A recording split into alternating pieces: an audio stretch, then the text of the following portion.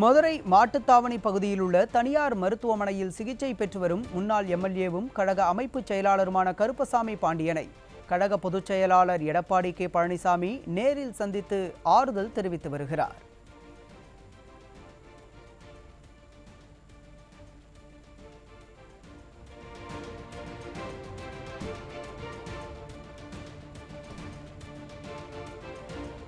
மதுரை மாட்டுத்தாவணி பகுதியில் உள்ள தனியார் மருத்துவமனையில் சிகிச்சை பெற்று வரும் முன்னாள் எம்எல்ஏவும் கழக அமைப்பு செயலாளருமான கருப்பசாமி பாண்டியனை கழக பொதுச் செயலாளர் எடப்பாடி கே பழனிசாமி நேரில் சந்தித்து ஆறுதல் தெரிவித்து வருகிறார். அதன் காட்சியை தற்போது நாம் பார்த்து வருகிறோம்.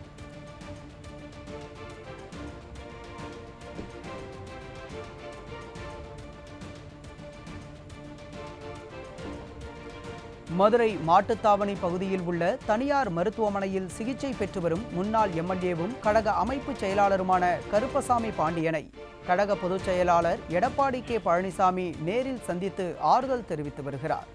கூடுதல் விவரங்களை தலைமை செய்தியாளர் ஜெயக்குமார் வழங்க கேட்கலாம். வணக்கம் ஜெயக்குமார், இது பற்றிய கூடுதல் விவரங்கள்.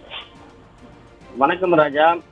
மதுரைக்கு வருகை புரிந்திருக்கக்கூடிய அனைத்திந்திய அண்ணா திராவிட முன்னேற்ற கழகத்தினுடைய பொதுச் செயலாளரும் சட்டமன்ற எதிர்க்கட்சி தலைவரும் முன்னாள் முதலமைச்சருமான புரட்சித் தலைவர் எடப்பாடி கே பழனிசாமி அவர்கள் மதுரை மாட்டுத்தாவணி பகுதியில் இருக்கக்கூடிய தனியார் மருத்துவமனையில் சிகிச்சை பெற்று வரக்கூடிய கழகத்தினுடைய அமைப்பு செயலாளர் கருப்பசாமி பாண்டியன் அவர்களை நேரில் சந்தித்து அவருடைய உடல்நலம் குறித்து விசாரித்து வருகிறார். அதே நேரத்தில் அங்கு இருக்கக்கூடிய மருத்துவரிடமும் அவருடைய உடல்நலம் குறித்து கேட்டறிந்து வருகிறார். அவருடன் முன்னாள் அமைச்சர்களாக இருக்கக்கூடிய RB உதயகுமார், செல்லூர் ராஜு, அதே போல நத்தம் விஸ்வநாதன், ராஜன் செல்லப்பா உள்ளிட்ட கழகத்தினுடைய முக்கிய நிர்வாகிகள் உடன் இருக்கிறார்கள். மாட்டுத்தாவணி பகுதியில் இருக்கக்கூடிய மருத்துவமனையில் அவர் தொடர்ந்து சிகிச்சை பெற்று வரக்கூடிய நிலையில் தற்போது மதுரைக்கு வந்திருக்கிறார் அனைத்திந்திய அண்ணா திராவிட முன்னேற்ற கழகத்துடைய பொதுச் செயலாளர். அதனால் அந்த மருத்துவமனைக்கு நேரில் சென்று கருப்பசாமி பாண்டியன் அவர்களுடைய உடல்நிலை குறித்து தற்போது கேட்டறிந்து வருவது குறிப்பிடத்தக்கது ராஜா.